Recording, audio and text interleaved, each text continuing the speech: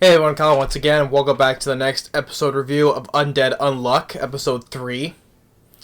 And what I gotta say, another good episode, more funny humor, and a little more about the organization of the Union. Getting started off, we get like a flashback to was in 1970 when with our guy Andy. And there was like time, I guess the time when he was captured, because there was this one of those other members of the 10, right? That was like what we seen with Andy, and then we fast forward to the present time, which this takes place in the year 2020, or the current present, so 50 years. So now with Andy and Fuko, now they're on their way to Russia. Remember, because that's where if they want to join the 10, they have to take out another person of that member, and then they can join the team basically. So they killed after that one guy they killed already in the last episode, so they have to kill one more, which is they say it's in Russia. So they're taking Andy's yacht because they said it's his. So the Fuku's like, now later guard down, like, hey, the guys are hunting us. They're gonna hunt us no matter what, where we at, whether on a boat or whatever, right? And just like that, they start attacking. Like, I guess this one girl, that's part of the 10, right? Because Andy is explaining like there's three members of the 10 that are very dangerous, right? One he mentions called Unbreakable. And then it mentions the one we see in this episode, wears this big huge beret, and she's like, shoots these things, these are like missiles from a satellite that's like far up in the sky. Obviously not in space though, but like far up though. And they're being shot at, and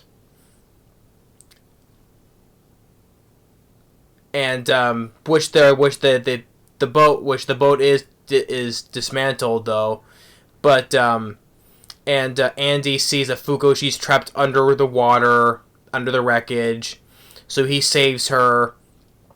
But first he uses one of his abilities to cuts himself and just like uses his blood to just launch himself with him and her up to the surface.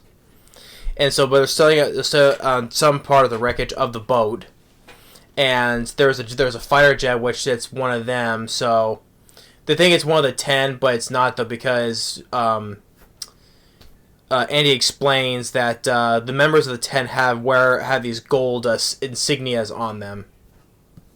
One of these gold insignias on them, which means they're a member of the 10, but person in the fire jet, they say it's not them.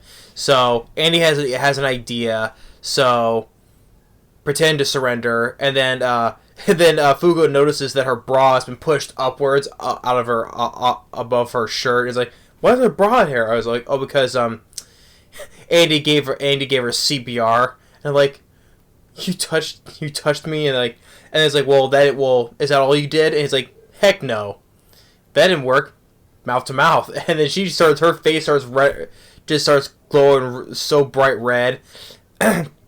And so, because of that, though, physical contact, right? Underwater, the surface, the seafloor that they're standing above of explodes like an underwater volcano. Just sends them flying up, and they're able to get aboard that fighter jet and get the pilot off. So after that, because I guess like that one girl, is really taking a liking to Andy. Oh, this is because he calls her Daddy Dearest. So, but then by the time that when they finally get to Russia, Andy said he's gonna meet with some of his old war buddies, and while tells Fuku you just go do whatever you want. There's a nice beach there, you can hang out. So they part ways for a time, and then a couple guys hit on Fuku, but she can't because because of her gets afraid of the unluck just gonna happen. And then when she meets this girl, which you already could tell, you already know that it's the one girl that's after Andy. So, but she's painting of the horizon, and so offers Fuku to paint with her. Since Fuku, she haven't done much of anything, her whole life because of her ability, though, right? So she decides to paint, and by the time night times, she did a very good job of a nightly horizon she painted. Things that she hasn't done, like I said, reflects, of the changes and stuff, right? And then that's when the girl finally reveals herself as the villain, that the one they're supposed to kill, right? Andy goes on the attack, and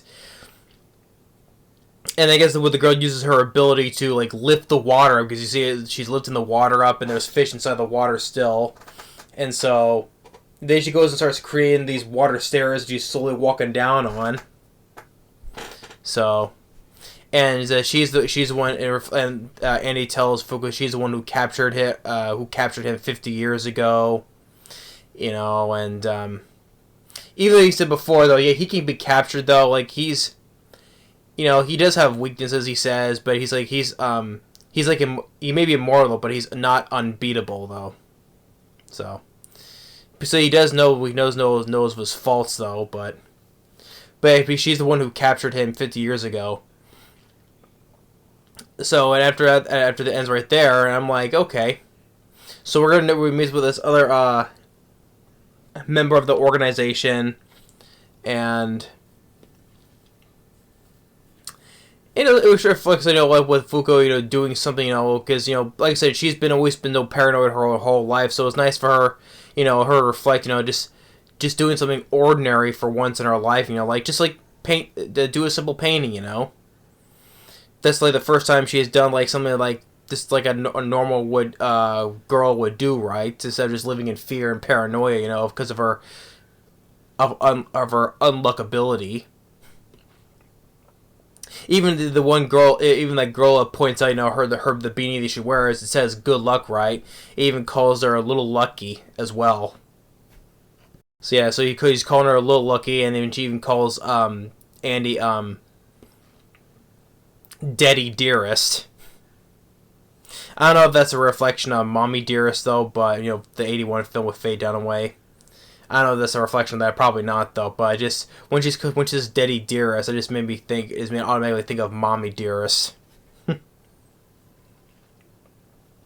Except I think that Faye Dunaway is much more crazier than this water manipulator girl of the Union. Because you don't hear this girl yelling, but no wire hangers, or just just Faye Dunaway. She was just absolutely batshit crazy as that woman, Joan Crawford. In fact, just a real life person, generally, just how freaking what a nutcase she is. I have a Faye Dunaway portrayed that just of how she was in real life, though. But like, if that's how she was in real life, then she is a freaking nutcase. Jeez. How the way she treats her kids, like her daughter, like that. I'm like, jeez, you should have been in a freaking mental hospital. But anyway, that's all that point though. But Daddy Dearest, yeah. But they call her a little lucky as well.